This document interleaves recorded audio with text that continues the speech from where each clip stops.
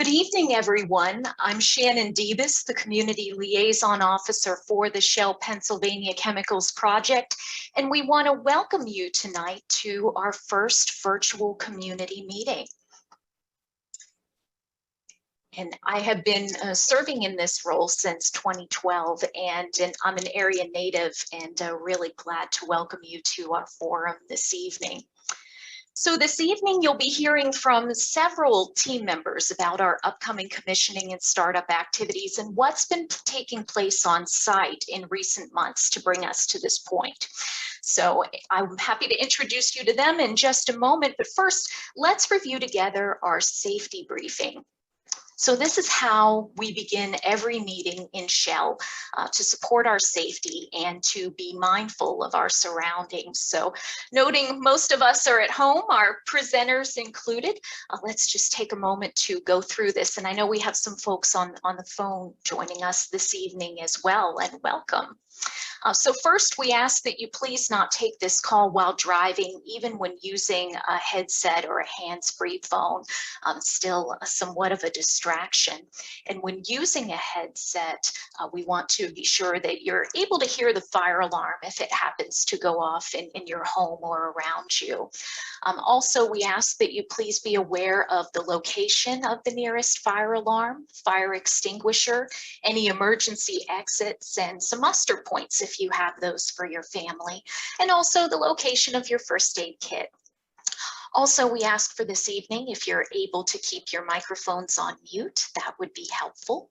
And please feel free to submit any questions by typing a question in the chat box, and we'll talk about that in just a moment.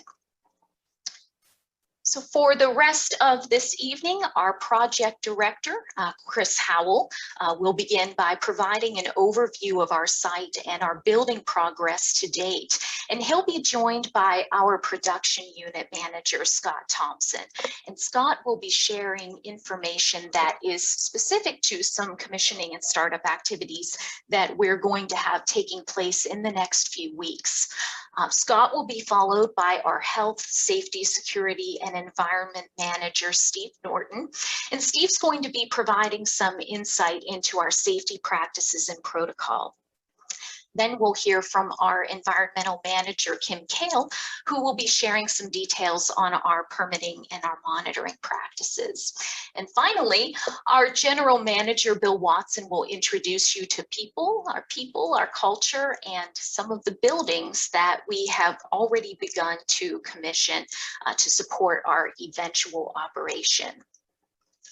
So throughout the evening, those of you who are joining us online will have the opportunity to share questions in the box at the corner of your screen. And following the presentations, we'll have time for a few questions, and others will be answered on our website in the near future. So we'll also be in the summary section sharing our contact information. And so whether you prefer to reach out to us by email, by phone, by web, or social media, we'll share all of that at the end so that you have that available to you. And with that, I'm happy to turn it over to Chris Howell. Chris? Hi, good evening, everybody. I'm Chris Howell. I'm the project director for Pennsylvania Chemicals. I have roots in Pennsylvania. My father was born and raised in Erie, and I grew up in Minnesota. I've been with Shell for 29 years now and moved to the area with my family about 3 years ago, and just really excited to be on the project. You know, if you're a builder like I am, having worked for Shell for a number of years, it doesn't get any bigger or more exciting than this, and really proud of what we've accomplished so far, and really welcome the opportunity to share that with you here tonight. If we look at where we are today, we'll go to the next slide, and I'll show you a layout of the overall facility.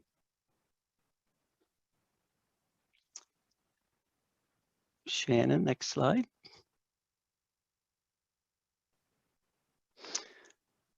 There we go. So if we look at the overall layout, it looks like a very large site, and actually it's very crowded, and so it does represent some challenges as you're building construction. So we'll talk about that a bit here today, but really the heart of the unit is in the middle of the facility, which is the ethane cracking unit.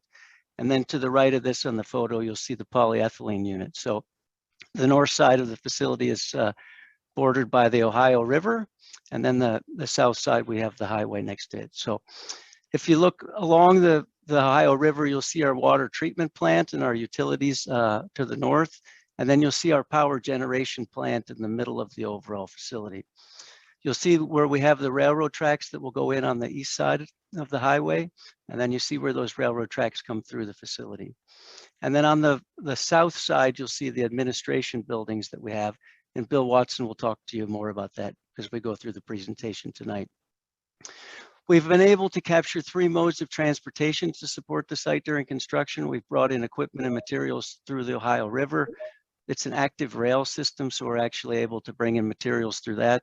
And then we've been able to use the road to bring in the remaining equipment. So we've used all 3 modes. During operations, we will only use the rail system for the primary means to move product off site. We also are able to truck, and on the lower bottom of the right side, you'll see the truck silos, and that's something that's very visible from the road when you drive by. In addition to the overall facility, we also have laydown areas in Aliquippa. So that's where we stage many of the materials that we have. And then we could bring those materials in through the various means that we have. Those sites are starting to close now, and we've really consolidated down to our main warehouse and 1 laydown area at this point in time. We had some 60,000 spools over there at one point in time, and we're down to about 600 at this stage.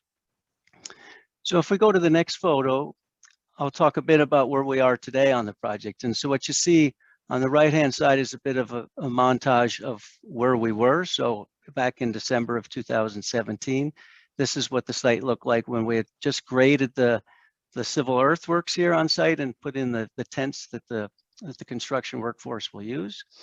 And then you can see what the facility looks like today. So you see the very tall structures on the right, which are associated with the polyethylene units.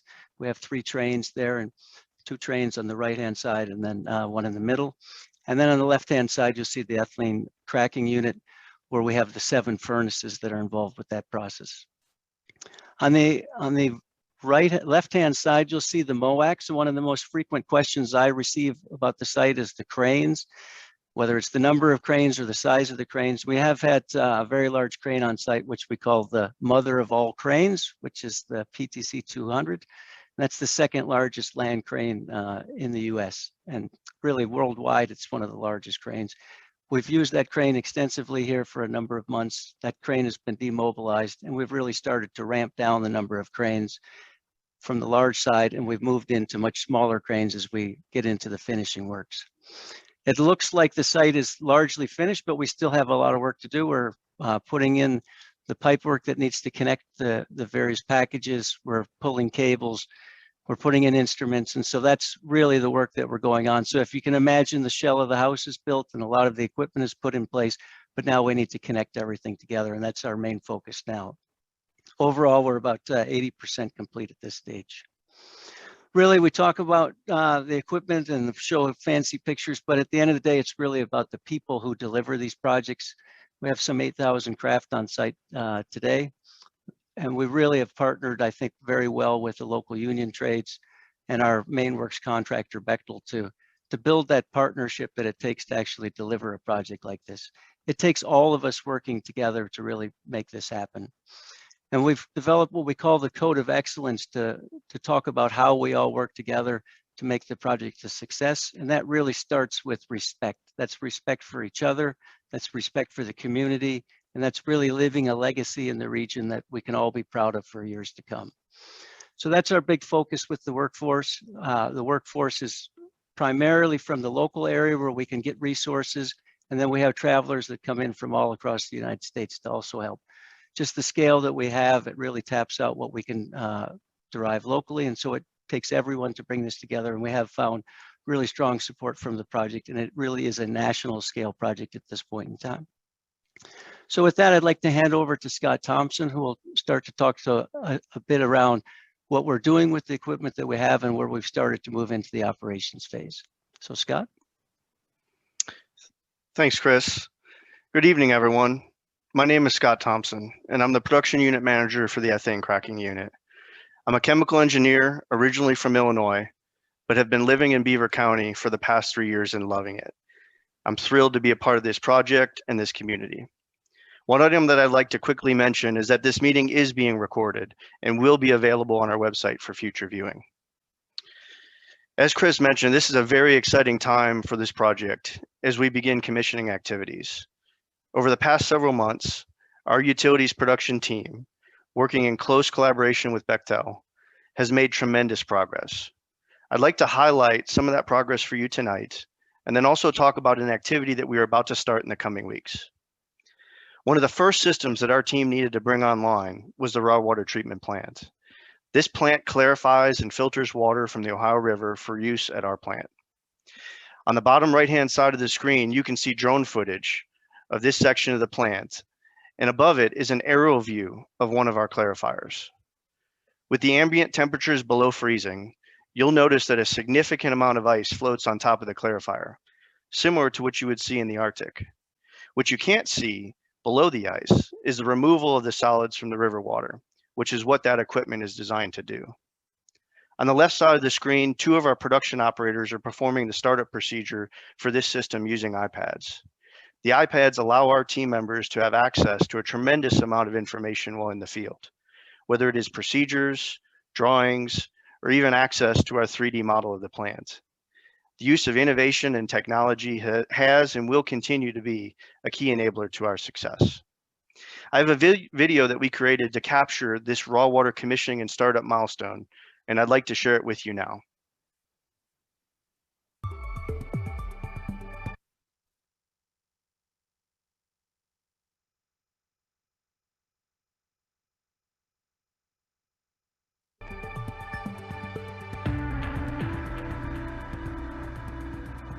It was January 31st, the day we actually started it up. Snow, polar vortex, the whole 9 yards. The temperatures outside are below freezing, and therefore starting up a water plant in these conditions can be extremely difficult. Everything was ready and ready to go. You get those butterflies in your stomach. We're like, okay, this is the moment of truth, right? I'm ready. Yeah, roger that. 59301 Charlie. Here comes your start. Hear the pump start up, and then once it stayed on suction and actually ran. All of this work that we put in, all this effort over literally years and years that has gone into actually getting to start up real plant equipment, it was an exciting feeling. It's been a long road. There's been a ton of work to come into this. Today marks an inflection point for the project as we in earnest pivot to starting operations. This milestone is going to set off a chain reaction sequence of events where eventually we'll get all of utilities up and running, we'll get cogen up and running, we'll produce electricity for the first time, and eventually we'll start the ECU and the polyethylene units, and it'll culminate in that very first pellet. Over the last decade, this project came to life. Whether you were wearing this red uniform or you were wearing a craft uniform in the field, everyone was all marching and walking in the same direction to make this a success.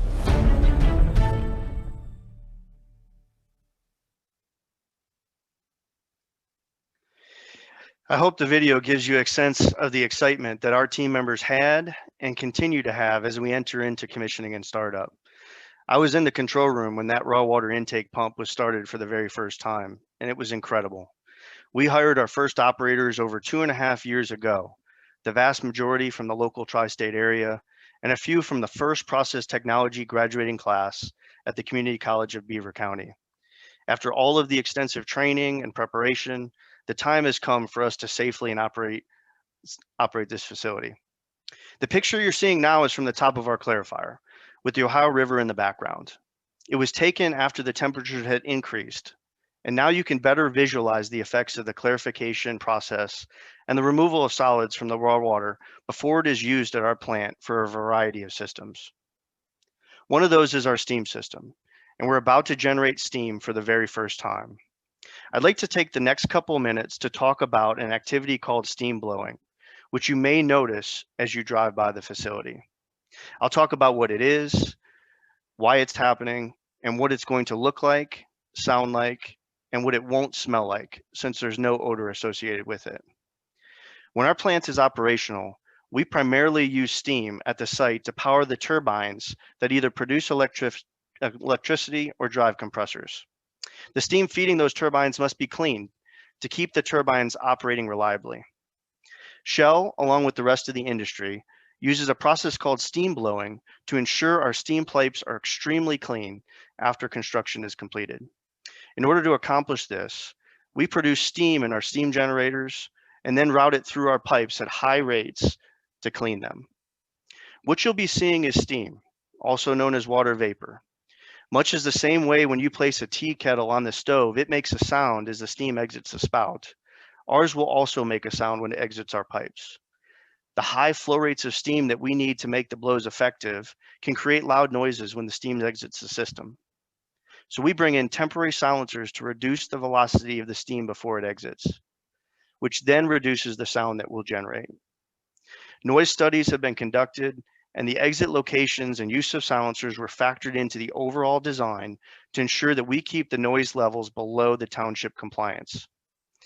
As a reference, these levels are approximately equivalent to the noise one would hear from a hairdryer or a vacuum cleaner.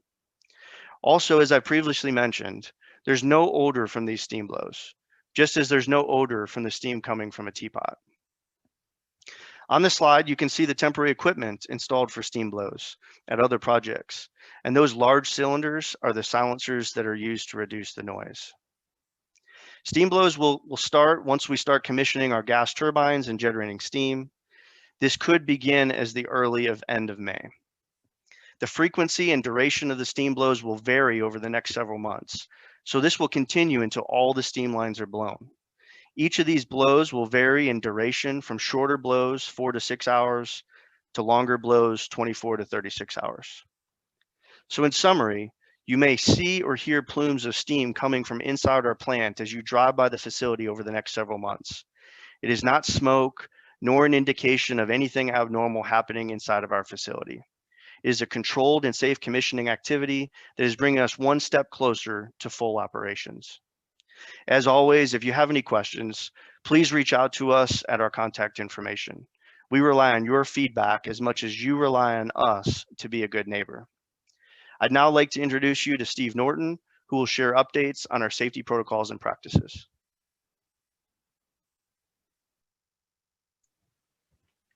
Thank you, Scott, and good evening, everyone. I'm Steve Norton, and I'm the Shell Health, Safety, Security and Environment Manager. I'm originally from the UK, and I've worked for Shell for the last 32 years. And I'm delighted to have the opportunity to live and work in this beautiful part of Western Pennsylvania. Safety and care for people is a core value for Shell and for the Pennsylvania Chemicals Project. Our ambition is for everyone to go home safe. The slide shows the safety leadership activities that we are undertaking to achieve our goal. The activities are mainly related to human performance and behaviors and are done in partnership with Bechtel and the union leadership. And as Chris mentioned, we've implemented a code of excellence on the project.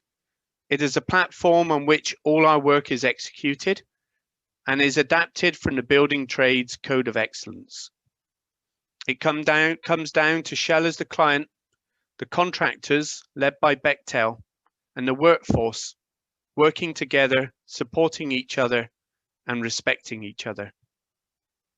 Doing our best every day to have a safe job and everyone go home safe.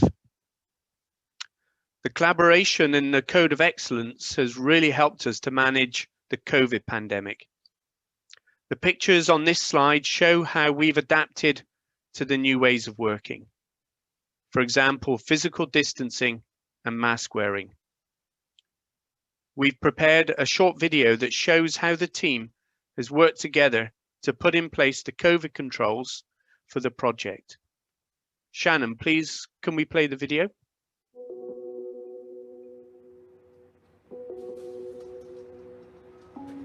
What's been really important to us is this being a place where people want to come to work and people know that they're cared for. When sitting down, one goal was to ensure that the minute that you arrived on the project, you felt safe, you worked safe, and everything around you was done correctly.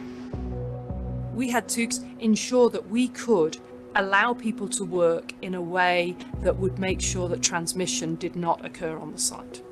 But also looking after the local community.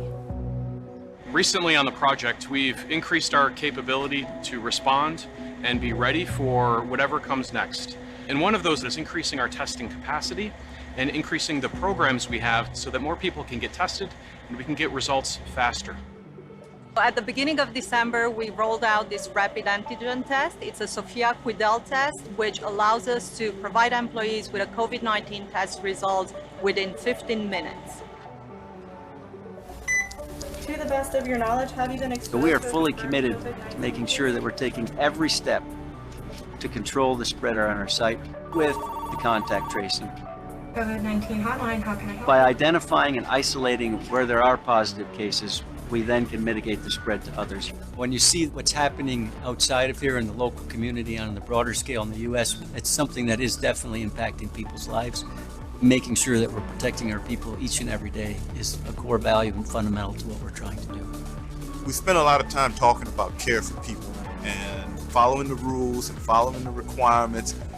I think that it's worth it when I can go home every day and know that I didn't do anything to jeopardize the health of everyone. We keep stressing the importance of self-discipline on the workers. It's at the forefront of everybody's discussion here. Everybody understands that there are rules, and those rules are in places for reasons. That is to keep everyone safe and healthy. I'm just incredibly proud of the team and everybody associated with this project.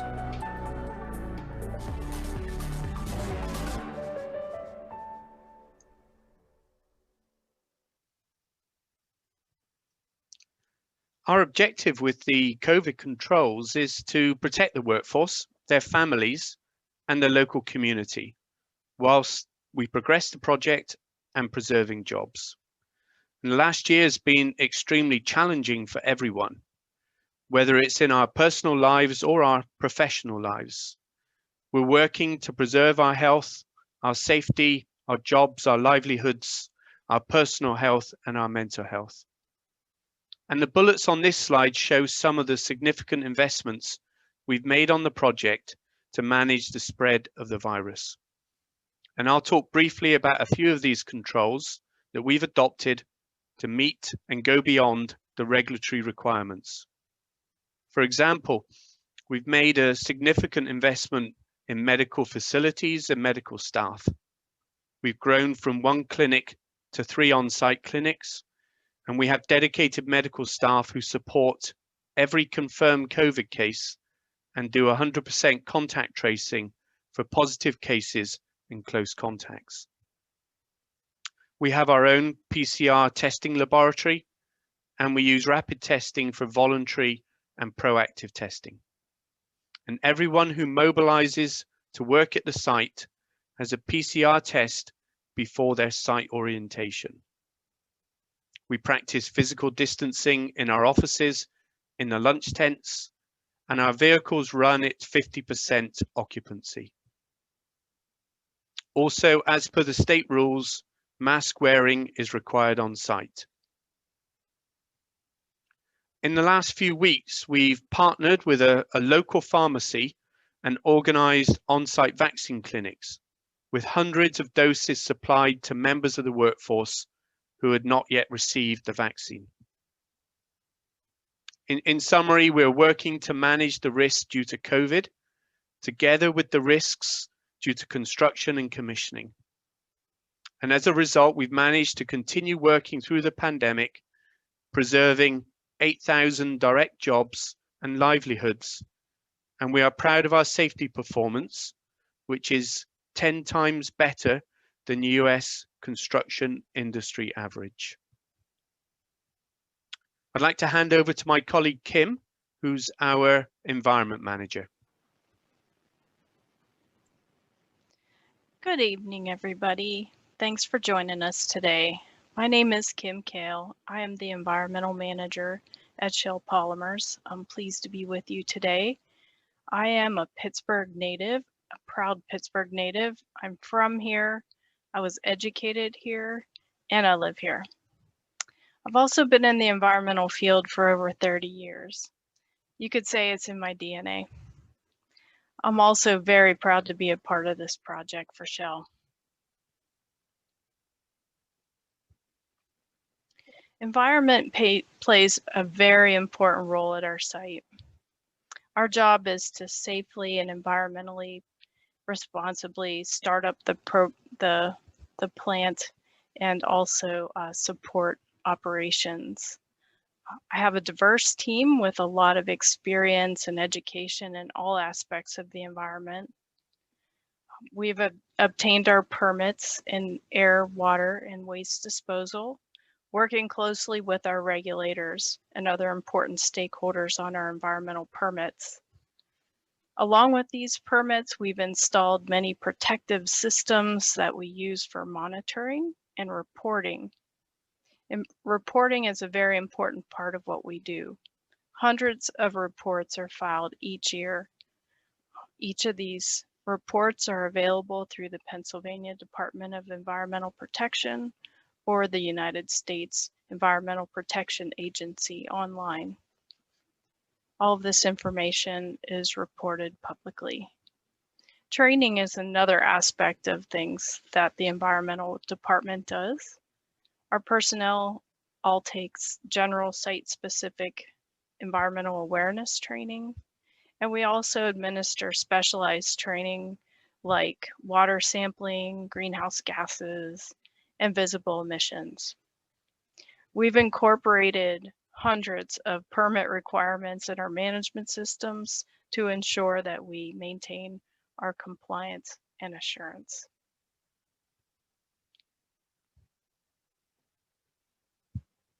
Our water intake was installed with the best available technology in the industry, designed to minimize impact to the river ecosystem.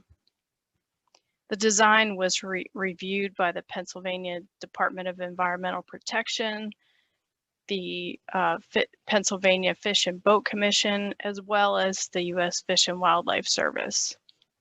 This means we live up to very high standards. On-site water is treated, sampled, analyzed, and to ensure that we stay within our permitted discharge limits, as you saw in the video earlier today. When operational, water will be treated in the wastewater treatment plant and be returned cleaner to the river than it was taken out. We sample water daily. We analyze continuously for several different and very important parameters. Other ways we protect the water includes remediation of the former zinc smelter that occupied the property before us. We removed, decommissioned the facility, and covered and capped a century of historic contamination on site. In fact, we moved 7.2 million cubic yards of fill to cover the entire site at an average of as little as 7 feet and as much as 14 feet of fill covering the site. We also monitor groundwater with 14 on-site monitoring wells. We also reestablished wetlands disturbed during construction, both on-site as well as off-site. The off-site property, Cross Creek, is also within the same watershed. This property is nearly 100 acres and it has restored streams and renewed native vegetation.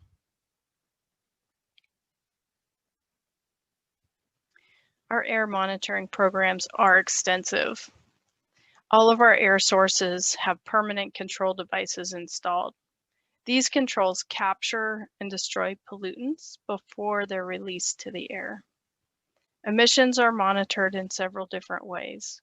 First, through our continuous emission monitoring system, which are operated continuously on our stacks. Readings are monitored by our engineers, and operators can see them at the board 24/7. The other way that we monitor emissions is from hundreds of points on site Our fence line monitoring program is another way that we perform monitoring and sampling. We have 24 sampling locations, located around the site. Once operational, the sample data will be displayed on our website for all to see. And lastly, we monitor fugitive emissions with our leak detection and repair program, or LDAR.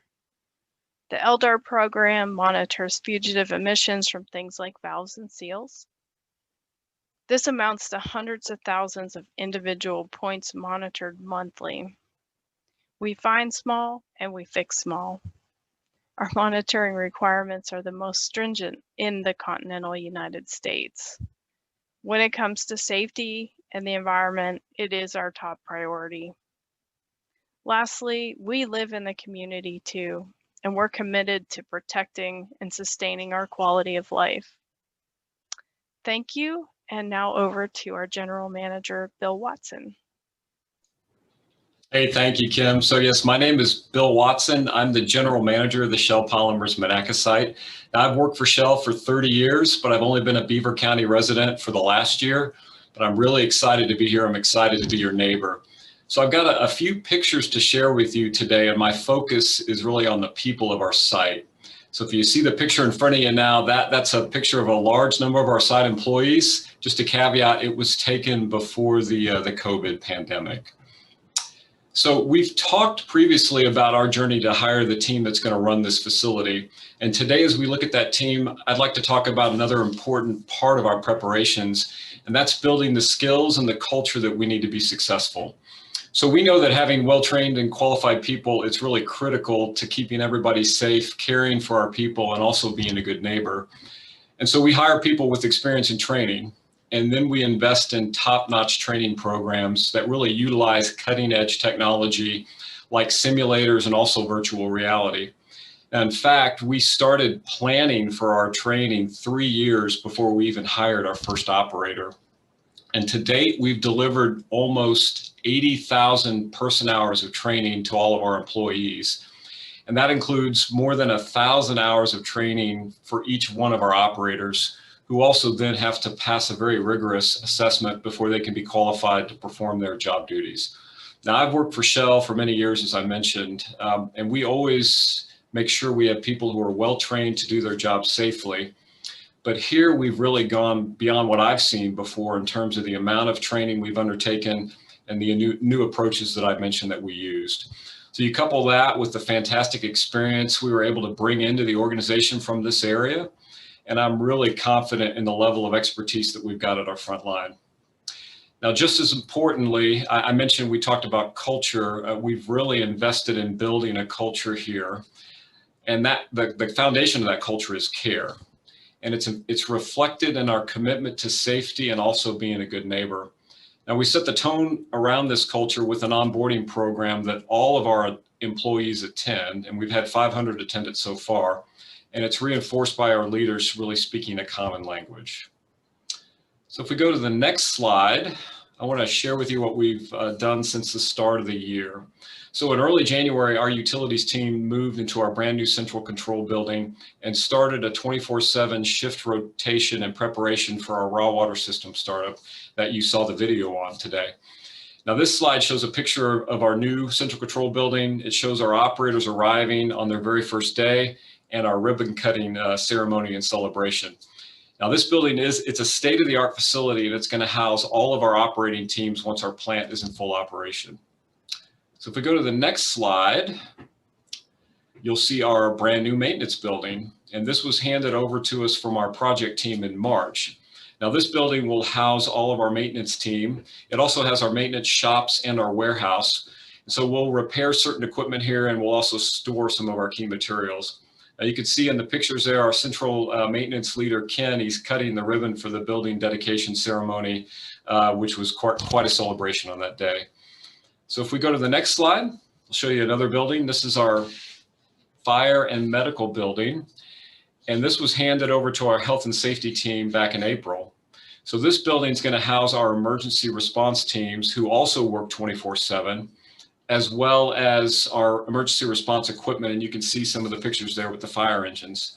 So our emergency response team members, they're trained to respond to both medical emergencies as well as industrial incidents, and they truly are professionals. And if we go to the last slide, finally for buildings, we received custody of our brand new administration building in February that Chris mentioned. Now this building is going to house the majority of our staff on site, and it is another fantastic facility. So I also want to move now and talk about what we've been doing in the community. If we go to the next slide. So when we realized the seriousness of COVID-19 and the profound effect it could have on our communities, we created a community care team here at Shell Polymers Monaca to focus on the needs of our neighbors. Now, in some cases, that need was for personal protective equipment or supplies. So we donated thousands of N95 masks, nitrile gloves, and safety glasses to Heritage Valley, UPMC, and several smaller healthcare facilities in the region. We also donated thousands of gallons of hand sanitizer to Medic Rescue of Beaver County and also to several schools in our region. We also took an active role in providing food and supplies to our friends and neighbors who were facing food insecurity. So we partnered with the Pittsburgh Steelers and the Beaver County Chamber of Commerce to help us help our neighbors. And through these partnerships, we were able to provide food and supplies to over 2,500 families in Beaver County and the surrounding areas. And that was really all through the power of care and partnership. Now, we also helped and we continue to support many of our nonprofit partners that were struggling. So we donated over $125,000 to the YMCA, the Hugh Lane Foundation, Meals on Wheels, the Salvation Army, and several other organizations that were just trying to keep up with requests from clients who needed help to feed their families. We also didn't forget about our furry friends. So we sponsored an employee donation drive for the Beaver County Humane Society. Now, many pet owners were having trouble feeding their pets, and sadly, they had to turn them over to animal shelters. And our employees donated dog and cat food as well as money to the Humane Society to help ease their burden of feeding and caring for so many animals during the pandemic. So just sharing with you some of the things that Shell has done and continues to do to help others. And we do it because it is the right thing to do. And we also do it because we're a good neighbor. Now, I'll close by mentioning that we're putting together a community advisory panel, or CAP, as we call it, to assist with our efforts to have an ongoing dialogue with the community. Now, the CAP is made up of broad representation of community members, including elected officials, representatives from environmental groups, nonprofit organizations, and interested neighbors, just to name a few. So the CAP meetings will provide an opportunity for Shell for us to listen to what the community has to say. And the meetings are going to take place 6 times a year, and we plan to have our very first engagement before the end of this month. If you think about it, the CAP is another way of establishing a kind of a real-time feedback loop for issues that concern the community about our plant or our performance. And so with that, we're going to move on to questions now. So Shannon, I'll hand it back over to you. Thank you so much, Bill. Very much appreciate the presentation, and thank you to everyone this evening for sharing what you have going on. And we appreciate hearing from the community during the course of the presentation, the questions that you all have. And so with that, I will pull some of those up here and we'll share them with the team. So the first question we have this evening is for Chris Howell. Chris, I understand the project is Shell's site, but Bechtel has ownership while construction is underway. Is this true? And if so, what does that mean in terms of structures, buildings, or site emergency response? Yes, Shannon. So the way that it's constructed is that we have Bechtel, who's our main works contractor, who we've contracted to basically manage the site on our behalf during the construction phase. So they have expertise in building facilities like this on a worldwide basis and bring that expertise to bear and manage the activities on a day-to-day basis on the site. And that includes emergency response and how we work with others if something was to happen. They've brought in expertise from all over. It's been a really strong relationship. They also manage the relationship with the local building trades. And so together through that code of excellence, we all work together to deliver the project. Thank you very much for that, Chris. The next question we have, we'll direct to Bill. Bill, this viewer is wondering about the level of employees who've been hired for operations. How many of those workers have already been hired? So Shannon, we've got, right now we're fully staffed with our operating personnel. However, we expect that, at some time in the future, we'll have openings come available. So if they do, and we need to fill them externally, we'll post them online at our website. So, and I think we'll include this after the meeting, but it's www.shell.com/careers. So you just want to enter Monaca, PA as your selected location. And in the event there's nothing available, you can sign up for job alerts. You scroll down to the bottom of that page, provide your email address, what kind of job you're looking for, and then select, again, it would be our site if you're interested in working here. And then Shell can email you when positions are open, and you'll get those alerts. Thank you. The next question we have is for Steve. Steve, I understand you have rules and guidelines you've been following at the site through COVID and would like to know what the rules and guidelines are you'll be following every day once COVID-19 hopefully passes and the site moves to operation. Yeah, thank you, Shannon. I think we all look forward to the day when COVID passes. So one of the challenges we've had is COVID requirements were on top of the existing safety requirements on the site because the construction and commissioning risks were still there. So the workforce had to adapt to new ways of working and follow the existing rules that we had in place. And I'll say a few words about some of those rules. So we expect everyone who's working for Shell to do three things. Firstly, to comply with the safety rules and regulations relevant to their work. Secondly, to intervene to prevent unsafe acts and conditions. And thirdly, to respect their fellow workers and the communities in which they work. And it's required of leaders working at Shell to make sure the rules are clear to the teams and everyone working for us. So we have what we call our life-saving rules. And these rules were introduced across Shell globally in 2009. The rules are based on the positive actions we can take to prevent serious injuries. And they've had a really positive impact in reducing injuries at work. And they've now been adopted across the entire oil and gas industry. Another thing we do is we have our annual safety day. It gives our employees and contractors the opportunities to learn how we can all help to manage safety hazards at work and to share ideas with each other. And finally, I'll just mention one more thing. Every year at Shell, we have our annual company-wide CEO Awards. In 2020, there were over 400 nominations from around the world for those awards. And I'm very pleased to say that this project, the Pennsylvania Chemicals Project, in 2020 won the Safety Award for improving safety whilst we were managing COVID and preserving jobs and livelihoods. So very proud of the workforce and how they're working to safely achieve these global awards from Shell.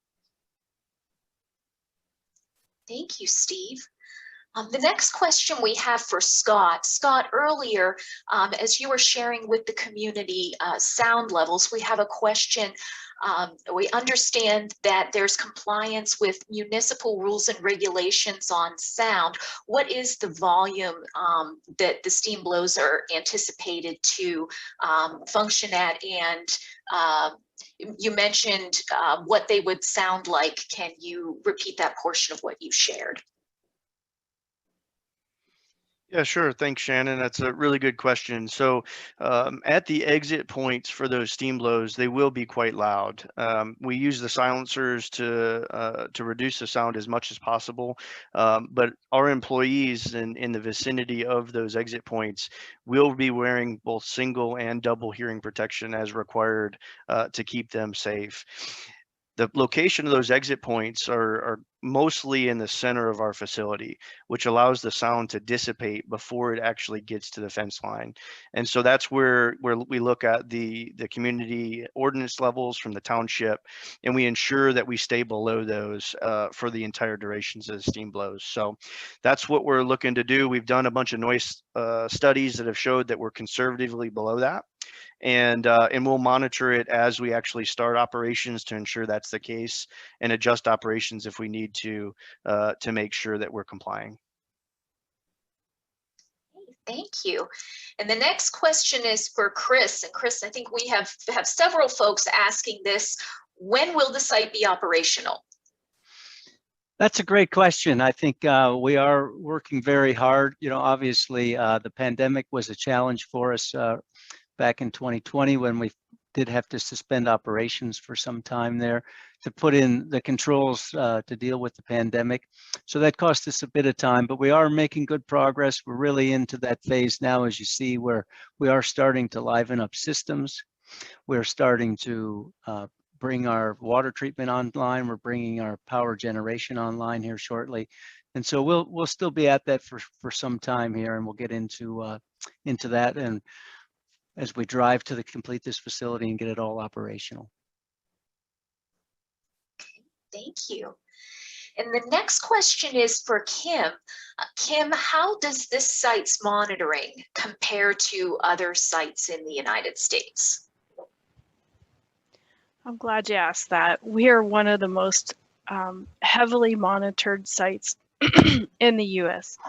In talking with my colleagues in the Gulf Coast, they're amazed that, for example, our LDAR programs cover both the ethane and methane lines, as well as cogen. As a matter of fact, we just completed tagging in the cogen area, which is a very comparatively small part of our site, and we set out over 2,300 tags. So that's a lot. That's not certainly all the monitoring that we do. We have extensive amount of monitoring on site for both air and water, incorporating those requirements into systems and other things like that is very important because, of course, the environmental team can't do it alone. Thank you.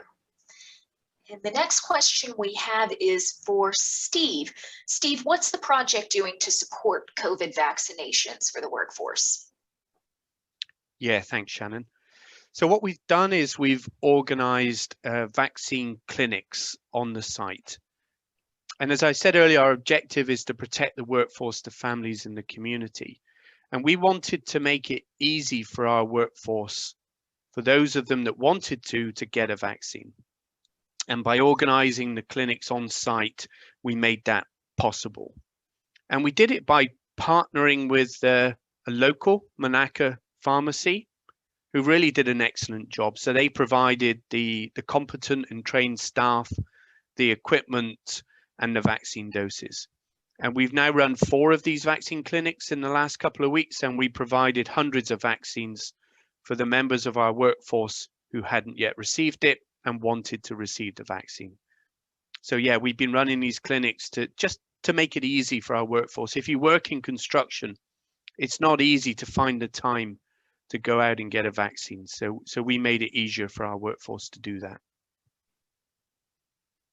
Thank you. And the next question we have is for Chris. When will we start to see the traffic and buses decrease? Yeah, so you'll start to see some of that later this year as we continue to progress and So obviously, as we finish these units, then we can start to reduce the number of construction workers that we have on site.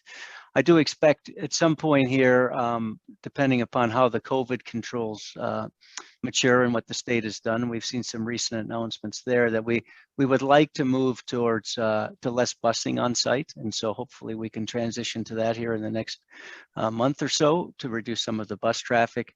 And then that traffic that we have overall will continue to decrease as we get into the second half of this year. So I think you'll still see traffic with construction folks definitely into the first part of next year, and then we'll continue on a downward trend as we continue to hand over facilities to the operations team. Next question is for Kim. Kim, Shell has promised the community that fence line monitoring will be done. When will the report sharing begin? Sure, thanks for asking. So we're setting up our fence line monitoring right now. We will be sharing the data from the fence line monitoring upon operation, and it will be posted on the website for all to see. We have a set of continuous air monitors, and there are 4 of those. We have a meteorological station, as well as 20 perimeter samples for passive air monitoring. And the data will be available upon operation. Thank you. The next question that we have is for Scott. Scott, folks are reflecting on the steam blow discussion that you had earlier and mentioned around odors. And I understand it can be, very concerning or confusing whether odor can be associated with steam blows or not. And then also any other odors that may be anticipated with any operation of the facility. Can you add some more clarification and shed some light on that for folks? Yeah, sure. Thanks, Shannon. So as I mentioned earlier in the presentation, we do not expect any odor from the steam blow operation. I don't know, but I've had a teapot on my stove and I've tried to smell steam and it doesn't smell anything to me. So I'm not aware of any odors that come from that. And that's the same type of operation that we'll have going on at site. The site does have a wastewater treatment plant with biological activity. We fully expect that, there won't be any odors from that plant either that migrate across our fence line or out into the community. So this site, should be odor free, and anything that if we do smell something, it's abnormal, and it's something that we'd want feedback on that we can address as quickly as possible. But again, that shouldn't be the case through our operation. And Kim, is there anything that you can share on that as well? I know that that's a question you've received from the community as an environmental manager. I don't anticipate. I'm aligned with Scott. I don't have anything else to share, but I will share that leak detection repair will be happening within 30 days of startup of cogen, which is also the same area that Scott's in. Thank you. Let's see what else we have here. There is a question for Bill. What is the difference between a cracker plant or a type of facility that we have and a refinery? Sure, Shannon. So a refinery, it takes crude oil and then it turns that into fuel. So it may be gasoline, it may be diesel fuel, jet fuel, or LPG. Our cracker plant, it's a chemical plant, and so the difference there is chemical plants take different types of feedstocks. In our case, we're going to take ethane, and then they turn it into a chemical product that has use. So we'll make polyethylene with ours. Of course, it then goes into all sorts of things, packaging, car parts, you name it. So that's really the key difference. A refinery makes fuels, chemical plant makes all sorts of other useful products. Yeah. Our next question is for Chris. I think we have time for just about 2 more questions. What are or why don't the big cranes have lights on them that we see? Aren't they required for air traffic? My sister's visiting. She's also a civil engineer who oversees big bridge projects, and their cranes require lights on the booms. Yeah, so actually our cranes do have lights on them. So we're in compliance with the FAA requirements that say any large crane over 200 foot in length does need lighting on it. And so we have the aviation lights on all of our large cranes.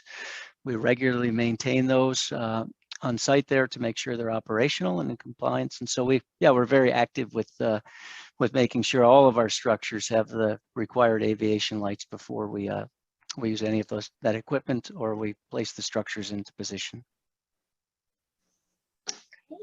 And the final question that we have time for, we have for Scott. This is one a few people may be wondering about. I've seen workers at the plant out in the community in fluorescent clothes before. Now I'm seeing red jumpsuits. What are those for? And do they mean anything in terms of work at the plant? Yeah, thanks, Shannon. I don't know who asked that question, but they may have seen me out there today as I left work. I was in the community for a bit before I came home, and I was in the red FRC that we call it. So that's our flame resistant clothing. In Shell, we call them our reds, and all of our petrochemical facilities and refineries around the world, it's used at every single one of them. It's a piece of PPE, so personnel protective equipment, and we utilize it to keep our folks safe. So while we don't envision any abnormal situations that would require it, they can happen. And so we want to make sure that our folks have the PPE required to keep them safe no matter what. And that's just one of the tools that we use here at our facility. So you'll see more and more of that as more of our operations and maintenance folks continue to come on site and work on site over the next several months, and they'll be out in the community as well with everybody else. So the fluorescent did its job for us and continues to do its job to help keep us safe during construction. So imagine 8,000 folks on a work site. There's a lot of hustle and bustle around the site constructing our facility, and so we want to make sure that everybody can be seen at all times, especially with all the heavy equipment moving around. And as our site starts to reduce the workforce, you'll see less and less of the fluorescent and more of the red FRCs, as we call them, being used at our facility. Thank you so much for that, Scott. And with that, we will wrap up with just a few minutes remaining here. So want to share with you all of our contact information. Again, whether you're joining us by phone or can see this on the screen, we're available to you by email, by phone, through social media, and on our webpage. Those are listed here. Our email address is shellchemicalsproject@shell.com for those of you on the phone, and our phone number 844-776-5581. And you can also find us on Facebook Messenger at Shell Pennsylvania Chemicals. And additionally, this presentation will be made available online on our website, www.shell.us/poly-e, that's /POLY and the letter E, in the near future, as well as some of the questions that we weren't able to get to this evening. So thank you again so very much for joining us.